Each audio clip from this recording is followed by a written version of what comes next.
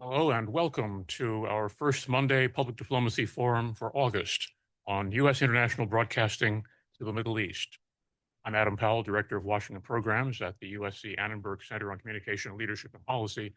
This forum is on the record and is being recorded and is being carried live. We would like to welcome all of those who are joining us online, those of us who are joining us on C-SPAN networks, and also we want to welcome our academic partners in these monthly programs. They include, in alphabetical order, George Washington University's Elliott School of International Affairs, the Institute for Public Diplomacy and Global Communication at George Washington University, the University of Southern California's Annenberg Center on Communication, Leadership, and Policy, and the University of Southern California Center on Public Diplomacy.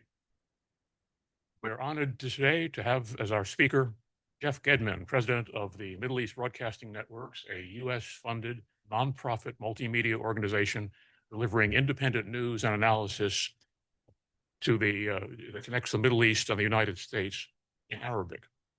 He previously served on the U.S. International Broadcasting Advisory Board and as president of Radio Free Europe, Radio Liberty.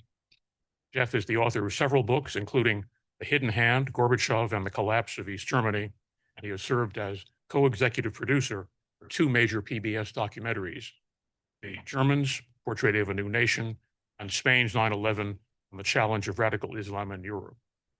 He has bachelor's and master's degrees from American University, PhD, Georgetown in German Area Studies and Linguistics.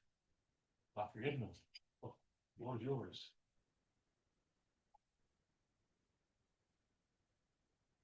Adam, thank you very much. Thanks for everybody who came out today live, and then to the C-SPAN audience and others online, and to George Washington University, and to Adam, to you and your deputy, Judy, who do so much in so many ways for U.S. international broadcasting and public diplomacy broadly. I thank you, and it's a pleasure and honor to be hosted today. So thank you. I have my Annenberg cup, very unprepared. I brought a sweater because in Washington, D.C. in August, everything is air conditioned to 63 degrees Fahrenheit, but not this room. So we're right at a cozy 86.5 or something like that. And I'm taking my sweater off. There's that. So we're going to have framing remarks from me. And then because the tremendous experience and knowledge and expertise in the room and at home today, I hope a robust round of discussion and Q&A. We brought copies, I have to go around, I'm sorry for that, of the MBN, the Middle East Broadcasting Network Strategy, and also of a report produced by the State Department under the leadership of Sarah Arkin, who knows so much about our network and about U.S. broadcasting generally. So have a peek at both. If you want one and didn't get one, you can see me after the program. So my framing remarks to scene set and begin us today. Let me go back 20 years and change. The first time I served twice as president CEO of Radio Free Europe, Radio Liberty. Once, a few years after 9/11, I had been running a think tank in Berlin. I was offered the opportunity and accepted the assignment to run RFRL headquartered in Prague.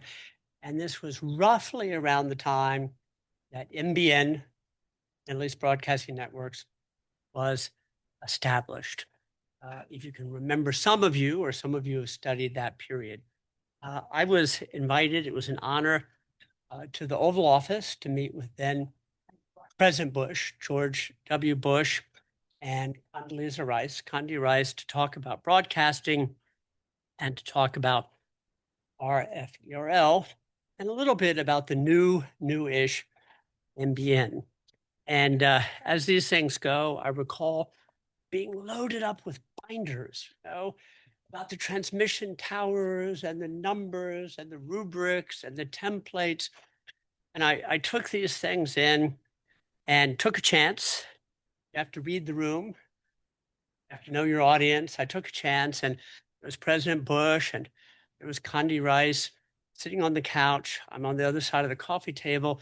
And I said to myself, I don't think this warrants facts and figures and granular detail about transmission and other issues.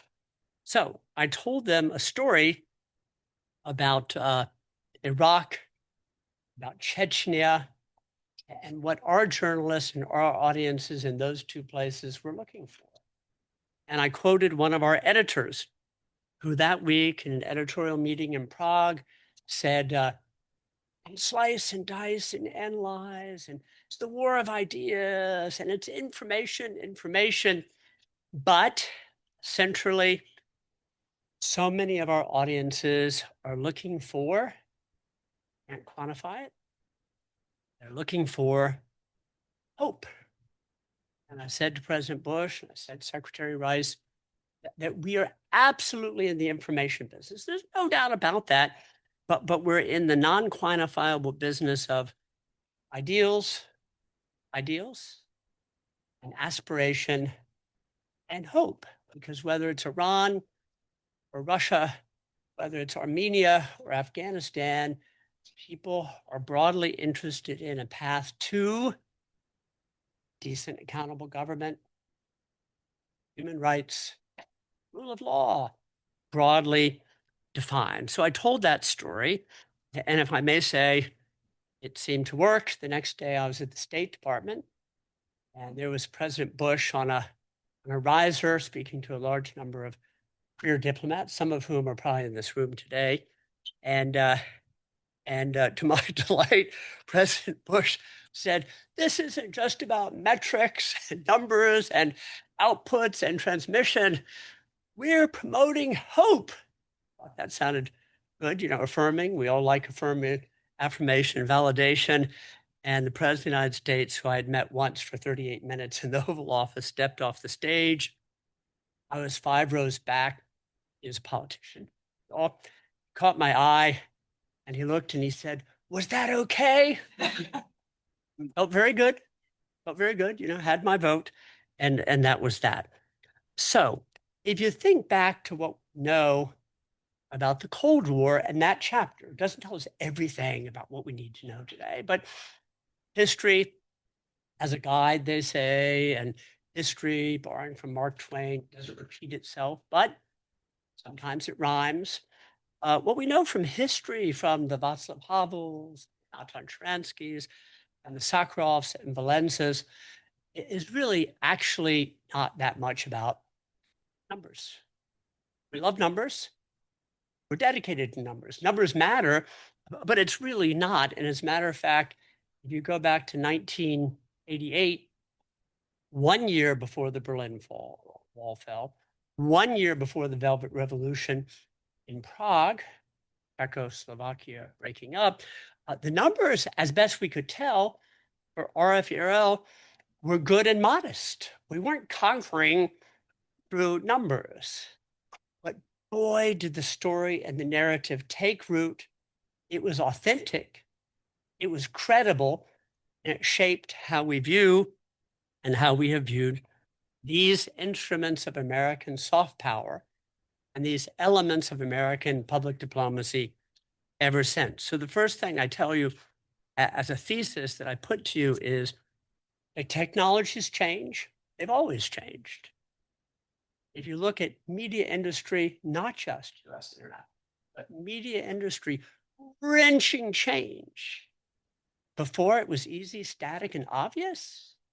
Not really. So the technology's changed, number one. Number two, content is king. That's eternal. And number three, the vision and values are everything. And I would say that when people talk about the battle for hearts and minds, why not? Good phrase. Battle for hearts and minds. Hearts always come first. Hearts always come first. And it's about ideals. It's about aspiration. And it's about hope. Hard to quantify those things, but they're meaningful. I once worked for someone a different time and a place, who said to me, Jeff, it cannot be counted, it doesn't count. Which I said, that can't possibly be true. Have you ever seen a sunset over the Grand Canyon or 1,000 other things that are deeply meaningful, profoundly, and you can't quantify them at all or easily? So let me tell you a current NBN story of the last 2 years change, because I joined 2 years and about 3 months ago, and I can do this in bullet form in 5, maybe 6 bullets for you. I came to Middle East Broadcasting Networks 2 years and 3 months ago, and boy, did we face a challenge. Congress US AGM had cut our budget, had advanced the argument that we had become overstaffed in different ways, not properly aligned in different ways. It doesn't matter whether that's accurate or inaccurate. I inherited that reality. And it was a reality where we had to align with the current budget situation of that time, and involved reform, restructure, kind of a toxic word, I think, but real word, restructure, and also terminations. I'm not a corporate cutter person. I think most of us in this room are people of purpose and make more money, I hope, perhaps elsewhere. But if we're purpose people, it's not a pleasure undertaking major reform, restructure, and letting people go. I looked at the company in Springfield, where our headquarters was at that time.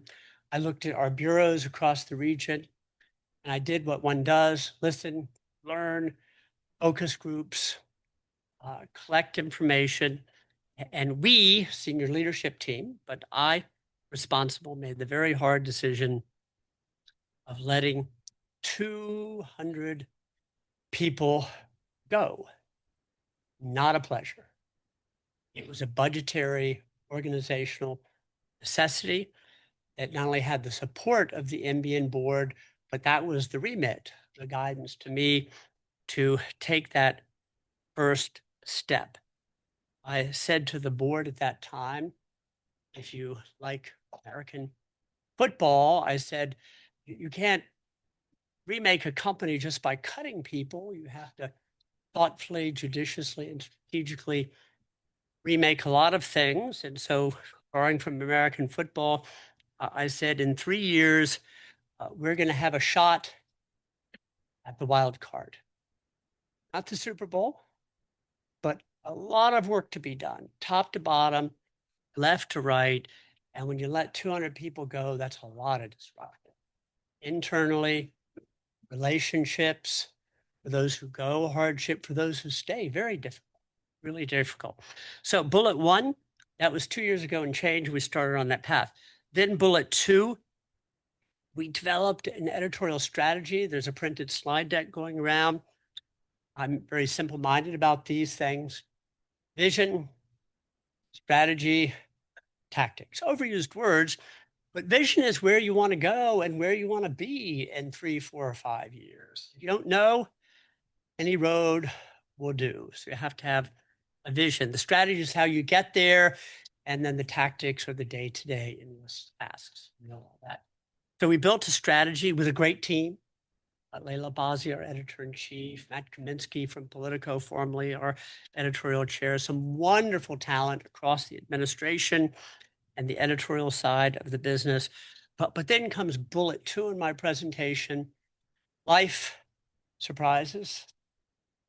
And we had the arrival of a new head of US AGM, and acting titles changed. Can't keep track myself. But an individual named Carrie Lake, who came a year and change ago, a bit of change ago. And what she did, in our view, and it applies to the others too, they're not identical, but they're 2 other broadcast grantees. There's OTF, Open Technology Fund, and broadcast grantees, Radio Free Asia, Radio Free Europe, Radio Liberty, leaving VOA separate right now, part of the federal government. What Ms. Lake did, in our view, was she suddenly and without warning unlawfully terminated a grant agreement. What did that mean? It wasn't clear because there was very little communication. It was a letter, as I recall, on March 15th, Saturday morning around 8 a.m. And it was quite a surprise and a curve and a challenge. What we did at MBN was we concluded that we would contest this in the courts. We maintained it was an unlawful termination, and we wanted the money that Congress had appropriated. So we determined that we would contest this in courts. The others did too. I'm telling you the MBN story. Let others speak for themselves. And we decided, and I decided to place a bet or a wager. So we're going back to March, April, May-ish. And I looked ahead, we looked ahead, with the board we looked ahead, and we said, how long will we be in court? What will be the outcome from legal proceedings? How will Congress decide on the next appropriation? And so we took a bold step and we decided if the industry is moving in a direction of digital first, agile, nimble, smaller, entrepreneurial, if our 3-year plan of reform and restructure will move in this direction, then we're going to go big and we're going to go bold. And I can tell you it was brutal. I own that. It was not a pleasure, but we're going to leapfrog and place a bet and get ourselves ahead of the curve. And so we ultimately, with my responsibility, let go an additional, so we did 200 on the front end, full and part-time in Springfield headquarters and across the Middle East, we let go 500 people. Not fair. We didn't have money for severance.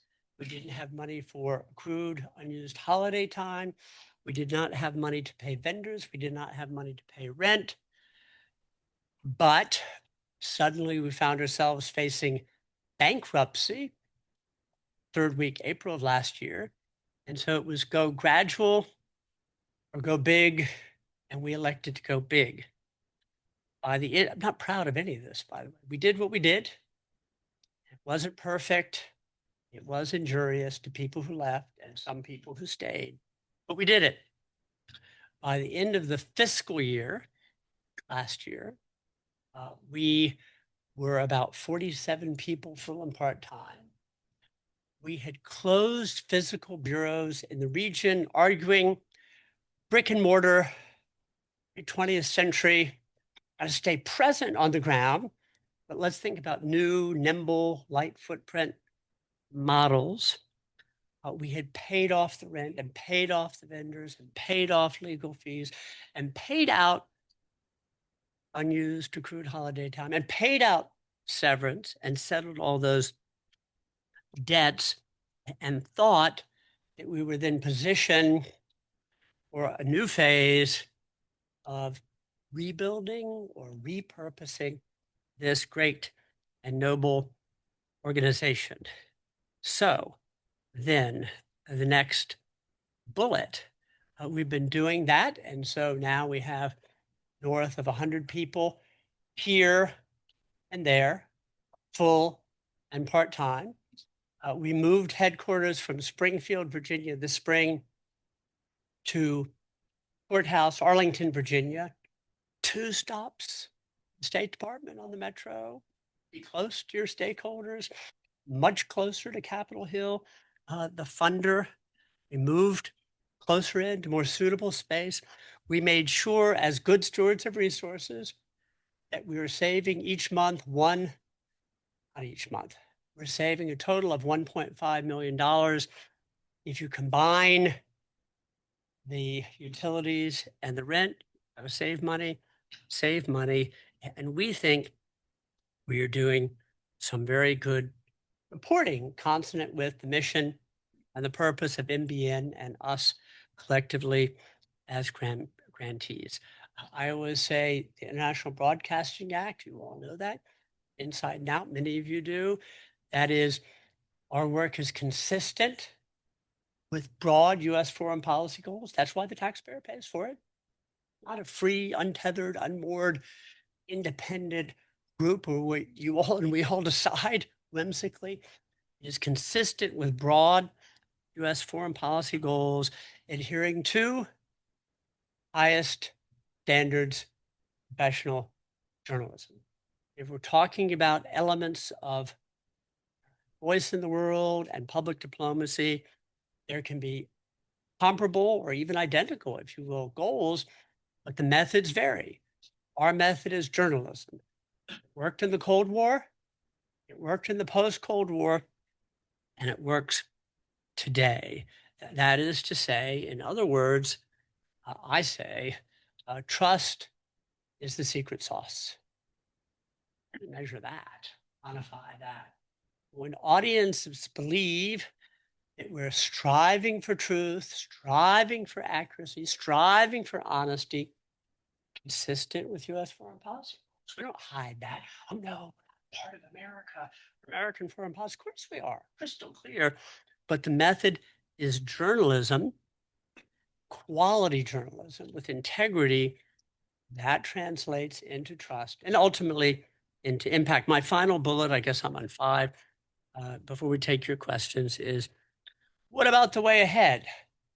So there was a nomination hearing last week for Sarah Rogers, the Undersecretary of State for Public Diplomacy. We think maybe that Sarah Rogers will be confirmed in a package this week, where the Senate goes out on Friday, August 7th. The other president CEOs, the other grantees have had their meeting with her. I had a meeting with her, joined by my general counsel, Ann Noble. It was 90 minutes. It was cordial. It was collegial. It was professional. So me, I speak for myself. Let's have her confirmed. Let's get to work. And let's be committed to a more constructive, productive relationship, because everybody cares about these instruments of soft power. And we're in a moment today, and in our region, in the Middle East, North Africa, the challenges are immense, but the competition is unbelievable. So those, Adam, wherever Adam is, our moderator and chair, those are my framing remarks. And I'm happy to have Q&A and hear your thoughts on any of this. So thank you, everybody.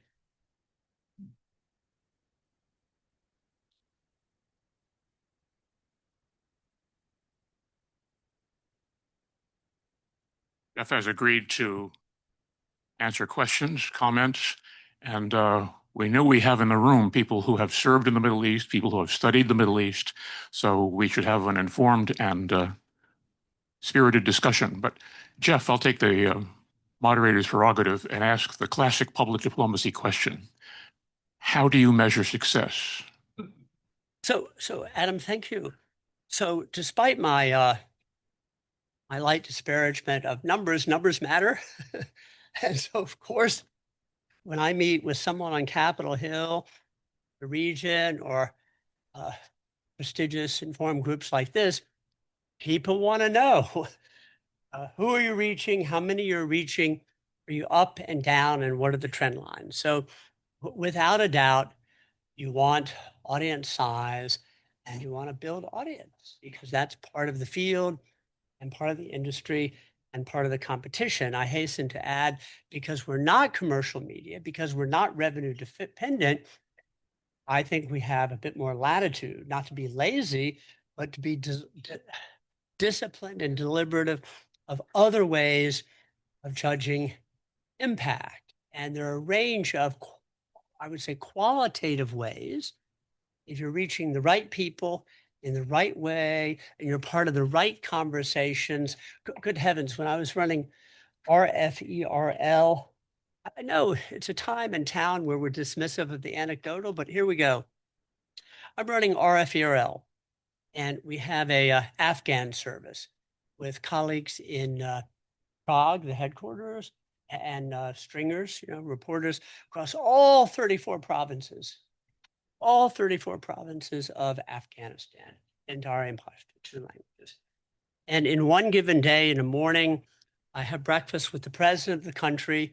He's flattering me a little bit, but he says, the first thing I do is check in with your station, Azadi, because it gives me a sense of what's happening in my country. Can't measure that, but qualitative, helpful, good to know. In the afternoon, I'm meeting outside of Kabul with 10 tribal leaders, okay? Afghanistan, tribal,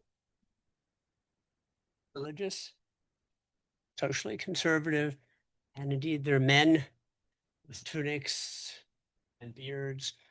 And I'm talking to them about what we do there and if they access it at all. And one of the tribal leaders says to me, we can't follow all this through translation. And don't forget, we have our duties and we pray 5 times a day.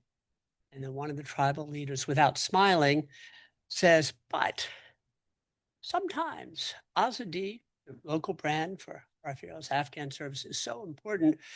Sometimes some of us will adjust a prayer schedule so we don't miss something important. Qualitative, anecdotal, it's a combination of all those things together, the numbers, the narrative, and the people that I think gives you, Adam, a broad view of whether you're having some impact. We have hands up here in the room and questions coming in online. Let's begin with Carl Stoltz, the co-president of the Public Diplomacy Council of America. Thank you, Adam, and thank you, Jeff, for your remarks. I have not served in the Middle East, so this is not an expert opinion, but I did work in the Global Engagement Center where we were looking at Iranian disinformation and propaganda. And as I understand, Middle East Broadcasting Network, MBN, broadcasts in Arabic primarily. Is anybody in the U.S. government now broadcasting in Farsi? How are we reaching the Iranian people that we want to know what is going on in the region without just the propaganda perspective of the IRGC? Oh, good to see you. And thank you for all that you do and have done and do in this area and for your commitment. So MBN is the only U.S. broadcaster that operates in Arabic language. We have started these last months producing English language material too, because people on the Hill have told us it's useful, please do, and we do. But the primary language is indeed Arabic. There are 2 enterprise outlets that do Farsi. One is Radio Free Europe, Radio Liberty. Not for you, but I realize for some it's a little bit confusing. Radio Free Europe, don't they know that radio and the internet and Europe's free? We've been through all this, and then what are they doing in the Middle East? Well, there are a lot of reasons, but Radio Free Europe, Radio Liberty, headquarters in Prague, has a Persian service called Farda, F-A-R-D-A, which means in Farsi tomorrow. They service the population of Iran with some sources inside the country, stringers around the country, places like Istanbul, Yerevan, Baku, where Iranians live or flow in and out. And they do that. VOA has a Persian service, and I'll let people like Michael Bromwitz and others talk to the current status of VOA. What we do in Arabic is we cover principally what Iran is doing and how they're engaging across the region, because people in Lebanon and people in Syria and people in Iraq, they're very curious. They have their sources. We think that we're an outstanding source for accuracy and reliability. But one story that we broke this summer by one of our great journalists, we have 2 terrific journalists, Rhonda and Rami, who are doing investigative journalism, focused often on Lebanon. We broke a story on how affiliates of Hezbollah were forging passports to coordinate with the IRGC, the Iranian Guard. Lots of things that lots of people in the audience want to know. They may not be Iranian. They may be in Lebanon. They may be in Syria. They may be in Iraq. So that's in Arabic language. So Persian or Farsi, VOA, and RFRL is Farda. And for us, Arabic language, Iran across the region. So thank you. Let's take one more in the room and then go to our online audience. Hi, Peter Kovac. Even though I'm a Middle Eastern hand, my questions are more generic. The research factor, who are you consulting for audience research, opinion waves of key audiences, who are key audiences, and how relevant is radio in this age? I mean, aren't there other media that are coming up and so forth? And how is that measured? Thank you. Peter, thank you for that. So on radio, my own view is that we should all be, and then for everybody else, we all should be platform neutral. And so if someone tells me in country X that population Y is best serviced by radio, good. Use radio and whatever wave, number one. Number two, so I'm not one to be excited about theological debates about those. Platform neutral, different countries, different populations, what gets the job done. Number two, broadly, like here in the Middle East, and certainly younger generations, which I'm going to call 20-something, 30-something, early 40-something, are moving away from so-called linear television toward consuming media in different ways, the language of digital first. And that's what we're doing. We cut linear television under budgetary and political pressure last year, but also making the wager that the markets are likely to move in that direction anyway. I'd like to have it all. But as they say, strategy is making hard choices about money and allocation. So we cut linear television. And then, Peter, you said something else which was very important, and I didn't write it down and I've lost it. Was it something about, audience, how do we measure? Okay, thank you. That is important. So Sarah Rogers, the Undersecretary of State for Public Diplomacy, very generously said, if I'm confirmed, how can I help? I said, build up this capacity. In the past, we relied heavily on USAGM, the parent agency for all of you at home and C-SPAN audiences, the United States Agency for Global Media, for these capacities. And during that period of, let's call it glitch, and dare we even say conflict, we lost that communication, we lost that capability. And in our and my drastic and radical reduction, we lost that too.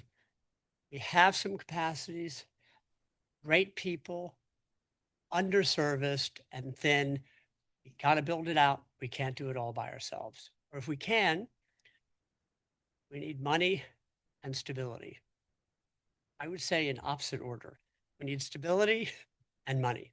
Peter, thank you. Let's get a question from our online audience. Joyce asked, how do you assess the impact of the cuts you supervise on America's global leadership? How much has this damaged our ability to influence people around the world during difficult times as we are experiencing with the war in Iran? And this was from Joyce, is that right? And could you repeat just the first part again?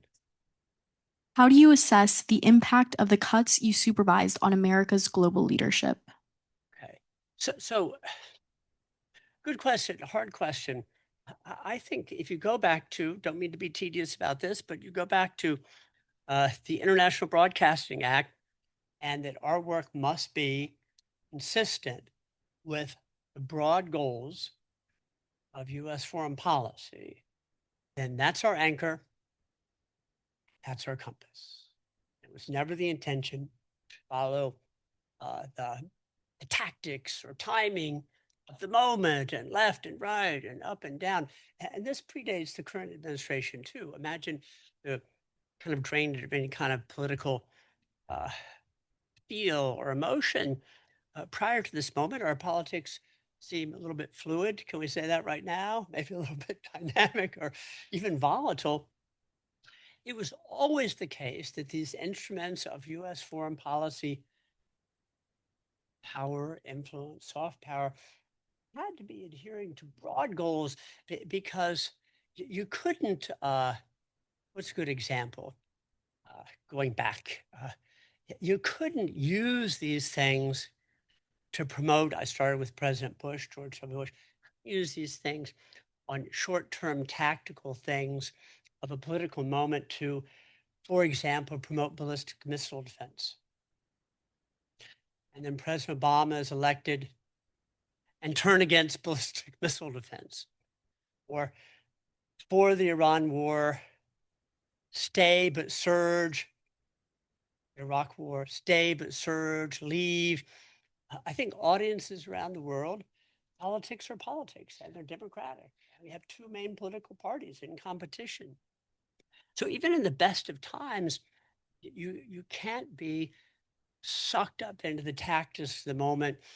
It's not very feasible from an execution level and from an audience level. I don't know if you could keep that trust and credibility. That's a long way of saying to Joyce, who asked online, we have a compass, we have the International Broadcasting Act, have good relations with the US Congress, both sides of the aisle. We're keen to have better relations with US AGM, and the compass, the compass, the compass, but not the moment and the mood and the time of day. So we've been nonpartisan, we are nonpartisan, and for this business to work, gotta stay nonpartisan. Okay, thank you, Joyce. Adam, who is next? A question from the back. Hulda Fahmy with Jubilee Campaign. We work on religious freedom issues. So I was wondering how, because that's also a big policy or focus on foreign policy now for the US is international religious freedom. So how does the reporting look on that, specifically on repeal of anti-apostasy and anti-blasphemy laws? And then a second, also in reporting on conflicts, and I know my colleague raised a question once in another event on Sudan, that the religious aspect is often forgotten. And then also we've helped with minorities in Yemen. Also, religious freedom always gets both forgotten in reporting and in the pathway to peace. So those were the things. And then, sorry, last thing, in Sudan, it's kind of personal to me because I'm half Sudanese. They repealed the apostasy law, and they removed the death penalty, which was a huge story. But in Arabic media, they reported on it. But in English-speaking media, the headline was, non-Muslims can drink alcohol. That was the biggest. And then in the text, then they mentioned, oh, and the apostasy law was repealed. But in the MENA region, the real news story was that. So is there any work also to try and get Arabic media translated to English so that people understand what is actually a news story in the region? As opposed to what's interesting to us, I guess, in the West. So that was a lot, you know. I'm trying to take notes as fast as I can. Start with Sudan. We have a couple of fabulous young colleagues who work for us, Aya, Rasha. Come, you know them. Come visit MBN. We're 2 subway stops from here. That's to you and colleagues here. Happy to give you a tour, get together with our editors, journalists, and producers to become even better informed by those people who are in the trenches and have deep knowledge and expertise and experience. Second of all, I said at the top, this vision values piece, Methodist journalism. We're not an advocacy group. Advocacy is very important. Love advocacy, but we're not an advocacy group. Methodist journalism, but that value frame still is, what did I say? Decent, accountable government, human rights, rule of law. I could add to that pluralism, tolerance, respect for diversity. That's the values frame. So indeed and absolutely, we are reporting on religious minorities, Christian and otherwise, because it fits into that value frame. And I could send you, I'll get your email at the end, happy to send you examples and connect you to exactly the right people who are doing that kind of reporting. It's important, you're deep into it in and of itself, but it's part of a larger portrait, right? You can't have the repression and suppression and the brutalization of minority and religious minority rights and have decent, accountable government, rule of law, and human rights. They go together. So appreciate the question. Let us give you more detail offline and then when we host you. Is that okay? Good. Thank you. Important. Okay, Adam. Steve Herman, formerly Voice of America. Yes, sir. Thank you, Adam. And hello, Jeff. Sort of a contextual history question. At VOA, we had always heard that MBN was established as a brainchild of Norm Patitz, who came from the commercial broadcasting world and believed that VOA's Arabic service was sort of antiquated. It was speaking to the intelligentsia in the Arab world, but not the street. And if US international broadcasting just played, say, Madonna music to the Middle East, then there would be this Arab Spring of democratization. Is that an accurate characterization of the origins of MBN?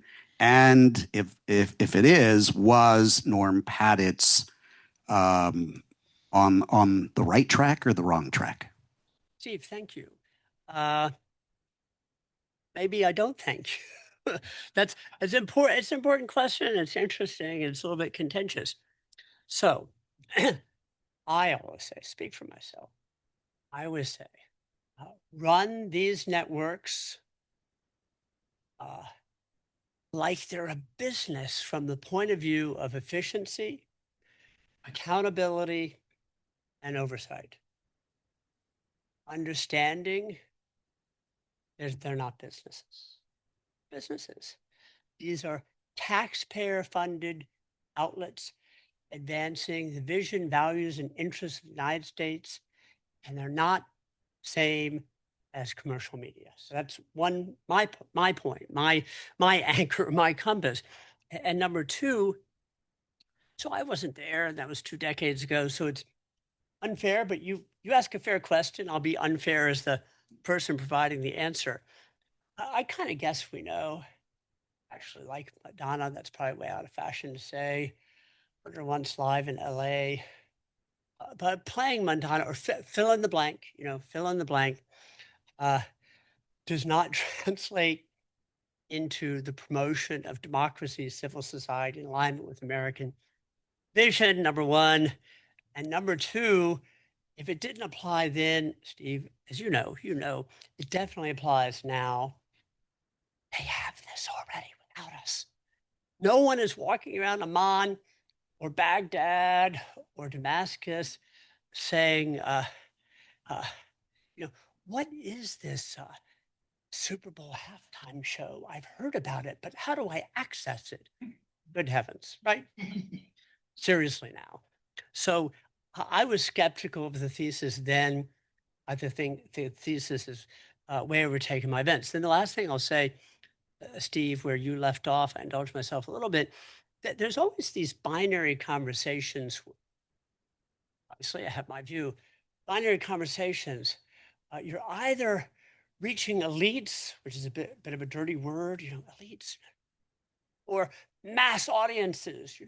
It doesn't count unless I have the farmer on the banks of the Nile between Cairo and Luxor. There's a lot between those two things, right?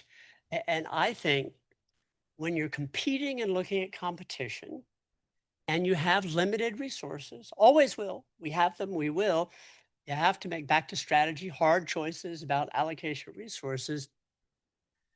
I think we're best served when we prioritize certain capitals and certain audiences and elites, maybe it's a dirty word, but people who make decisions, people who influence those who make decisions, could be doctors, lawyers, teachers, engineers, and with fullest respect, if we're taking that train from Cairo to Luxor, it's gorgeous, you know, with fullest respect to the farmer, I don't think it's our primary target audience. So I wish we could do these things with grids and gradation instead of, are you trying to reach elites or the people on the street? There's a lot in between. Thank you, Steve. Adam, back to you. Hi, thank you for this talk. My name is Priya Doshi. I'm from American University. And I guess your alma mater. So I had a question about the two-way communication that happens now on the channels. So you talked about moving to digital spaces. Are you getting a high degree of engagement from your audiences? And what does it look like with you engaging back with them in conversations around the content that you're sharing? Great question. Glad you're from American University. Yes, that's one of my alma maters. I started at AU with a bachelor's degree in music. And thanks to being a failed musician, I did pass. I did get my degree, by the way. So don't worry about that part. I went on to other things mysteriously. But American University, great university. And I had the pleasure last spring of talking to a group of students there. So I can't give you a good answer. I'm going to give you a partial answer. I'm going to invite you to come visit us. What do you teach at AU? I teach public diplomacy and international communication. Public diplomacy. So we absolutely need you to come visit to new MBN, please. So I'll give you my email address. So let me tell you aspirationally where one wants to be and give you an example. And everything is a path. It's a journey. It sounds a little bit trite, but it's like all these things like transformation. When do you arrive? The answer, never. Okay. I had a music teacher, by the way, who once said to me, piano, choral conducting, you're either getting better or you're getting worse. You're never staying the same. You think you're staying the same, it's an illusion. So we're a company that is hungry. We are striving, we're improving, and we're not yet where we need to be.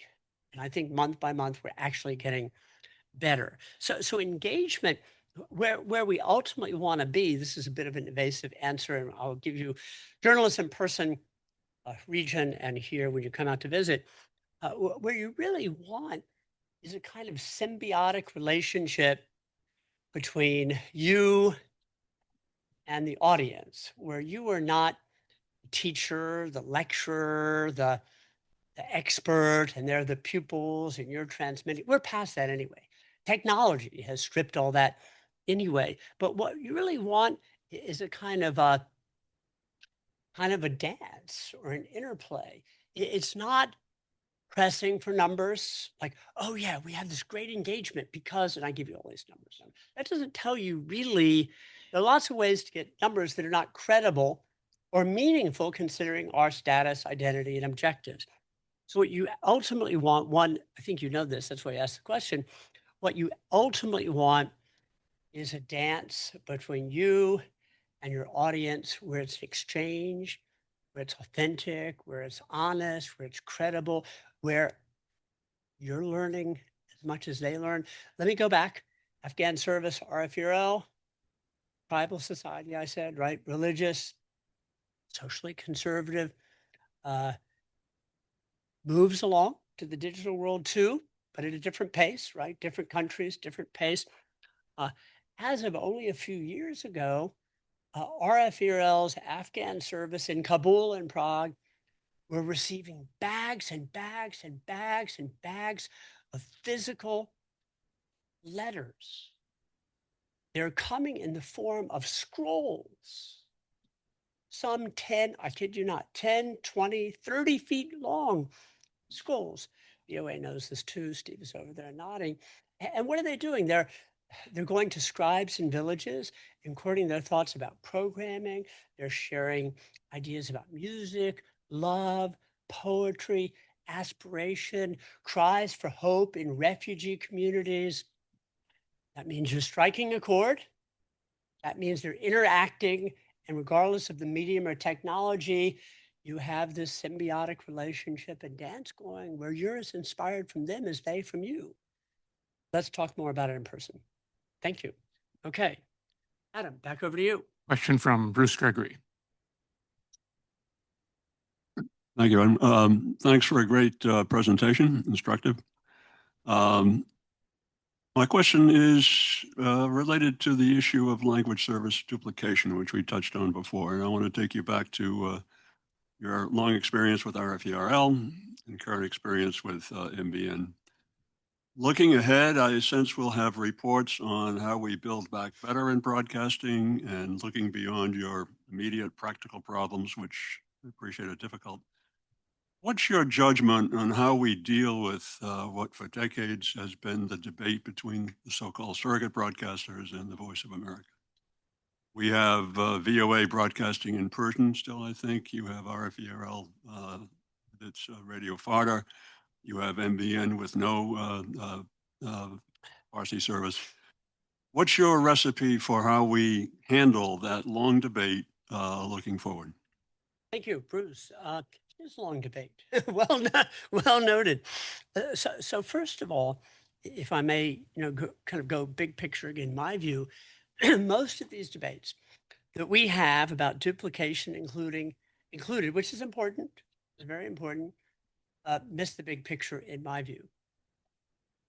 Money is important. We have to be good stewards of resources. I said, run it like a business with the efficiency and oversight and accountability of efficiency, though it's not a business. But please, not addressing this to you, you know this, but to the general audience, please let's have the big picture in mind. America, we can afford these things. They're so impactful in advancing American interests and values around the world, 190 some countries. And so to take my small piece of a much larger piece, MBN, when I started, and you see we've cut and cut, our budget was the equivalent roughly of 2 Apache helicopters. Now we're down to one helicopter and a door and one of the blades or something like that. So you didn't ask, but I'm just saying, before Washington again gets into a debate over the tragedy and turmoil of duplication, how can we possibly, and I said again, we got to be good stewards of resources and we got to be efficient, but can we please see that adversaries are on the march, deep pockets, Chinese, Russians, the Iranians, and others, the friendly nations, Deutsche Welle, France 24, BBC, the strategic partners, the Saudis and UAE. We got to step up. Money isn't everything. And right now we're at a cost level, which I think, I'm not trying to be cavalier, is pretty modest, reasonable. We need that stability. Then to Bruce's honest and proper question, in my view, we're back to let's avoid the tyranny of binary thinking where the grantees to surrogate only. Talk to me about the United States or America in the world. And VOA, to borrow the expression, tells the American story. Don't talk to me about surrogate in Africa or here.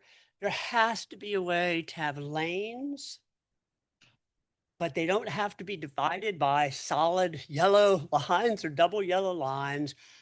Have the lanes, but you can have dotted white lines and some sort of interplay and, dare I say, untidiness, because I don't think we're ever going to land with perfect. It's like in gymnastics where what's the expression? What's the verb? When they land, sticking something.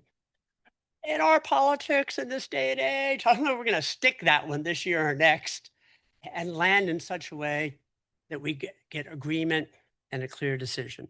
So I would say Lanes and purpose, absolutely, but there's a little space for hybrid. That's my view. Thank you, Bruce. Adam, time. We're almost at the end of we're almost at the end of our time together. Let's try to get in one more question. Thank you. And thank you for your presentation today. I appreciated it. My name is Michael Korf. I'm a retired Foreign Service officer. I was a little surprised, in fact, that you pointed out a couple of times that here in Foggy Bottom, we're only 2 metro stops away from your headquarters, and you saw that as a positive thing. And you also mentioned that it's possible that the Undersecretary for Public Diplomacy is also going to be the CEO of USAGM. When I joined the Foreign Service, one of the big goals was to separate the broadcasting part of our public diplomacy efforts from the State Department. We did it first with USIA, we then did it with USAGM.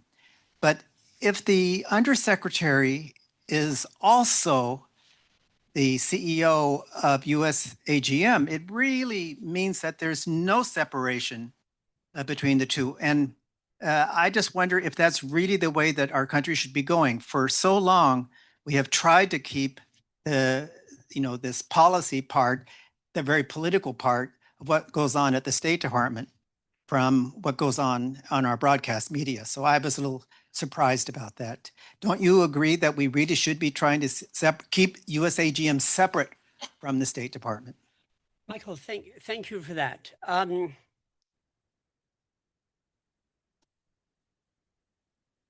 I believe that I'm repeating myself. Now, you're going to roll your eyes and think I'm being pedantic, but let me build the argument. Number one, International Broadcasting Act, adherence to highest standards of professional journalism. I believe in that. Okay?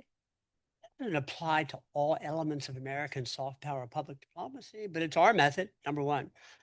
Number two, we should be consistent with the broad foreign policy goals of the United States. So we're not a taxpayer-funded fill in the blank, NBC, CBS, CNN. We're still funded by the American taxpayer. So three, Michael, for me, to be consistent with broad U.S. foreign policy goals, we want to have relationship, we have communication. Speaking for myself, by the way, I think there's reasonable room for disagreement. No, I disagree. I think everything I'm saying is absolutely right, Michael. I think to be consistent with broad U.S. foreign policy goals, I think it's to our benefit to listen, learn, communicate, and collaborate with the United States State Department. Now, I don't think I'm breaking confidences, and at the risk of being indiscreet in my 90-minute conversation with the Undersecretary, I realize we're on record. So here we go. Radical transparency. Undersecretary said to me, if I were confirmed and there's this, that, or the other issue, question, or problem coming from Capitol Hill, USG, or embassies, is a violation of the firewall if I call you? And I said, in my view, I'm not a lawyer. I said, no, call me, please, please call. Let's have a flow of information. Let's compare notes. Let me learn from you, maybe even vice versa occasionally. I said, a violation of the firewall is ring me up and tell me what program to kill and what journalist or editor or producer to fire. And she agreed, and that seemed to me a reasonable way to proceed. So there are some on this side, back to those gradations, who say, wrap it into the State Department, tightly, closely integrated alignment. I'm not for that. I think you're going to lose something valuable and impactful. And there are others who say, I don't want to go to the State Department, I'll be tainted, or something like that. I'm not saying you were saying that. I'm not there. I'm for a sweet spot with guidelines and clear lanes in between. So, Michael, thank you. I know Adam is going to have the last word. I want to say, before I lose the microphone here in the podium, thank everybody at home, C-SPAN, online and in person. What a great group of, was that a thumbs up from C-SPAN? Yes. So C-SPAN, thanks, sir. For C-SPAN, the crew and the audiences. I want to thank Sarah Arkin for the production through the State Department, actually, for this marvelous report on MBN. There's a deck with our strategy floating around. If you didn't get a copy, happy to give it to you. But back to Adam, for marvelous work and your deputy, Judy, in making these things happen. What a privilege, what an honor. So Adam, thank you. Here. Carl Stoltz. Okay, well, we're doing thank yous here. We're doing thank yous for everybody, and I'm going to add a few more. Adam, Judy, certainly deserved. Also, Michael Korf, the editor of our newsletter and the co-chair of the program committee. Thank you. Thank you to our interns, Anna and Sydney, and Cece, who's not with us today, but is working behind the scenes like Anna and Sydney. All the things that worked well technically today, and I think they all did, as well as the sandwiches you may have eaten if you were here in person. That's because of their hard work. So thank you for everything they did to make this a flawless program. Thank you to everyone else, especially to our sponsors, Elliott School of International Affairs, the Institute for Public Diplomacy and Global Communication, and I see our chair, Babak Bahadur, is here. MBN, of course, USC, in both aspects. Everyone who helped put this program together. Very great. Upcoming events to set your calendar. We have one on August the 19th. Normally we'd meet the first Monday of every month, but we're adding an extra one this month. This is going to be a special presentation, a special award program. We're giving the first ever awards, the Richard Arndt Prize for Outstanding Work on Cultural Diplomacy, to two individuals, Professor Nick Call, who is an expert in public diplomacy for many years, based at USC, and also to Peter Millwood of the University of Melbourne, who has written a book called Improbable Diplomats: How Ping Pong Players, Musicians, and Scientists Remade US-China Relations. So there's an example of all the things we talked about today. Please come to that program. There are details in our newsletter. We look forward to your participation online or live for that. And our upcoming program in September, topic TBD, but same location here, not on the first Monday in September because that's Labor Day, but the second Monday in September. And if you haven't gone to the publicdiplomacy.org website recently, I encourage you to do that because we're doing a summer music contest. I think we're on the state of Oklahoma right now, so we need your input to decide what is the best possible song representing Oklahoma. And tomorrow is Texas, just saying. Thank you all again for coming. Adam? Well, thank you, Carl. And I believe he's given a preview of upcoming events. So until then, we're adjourned.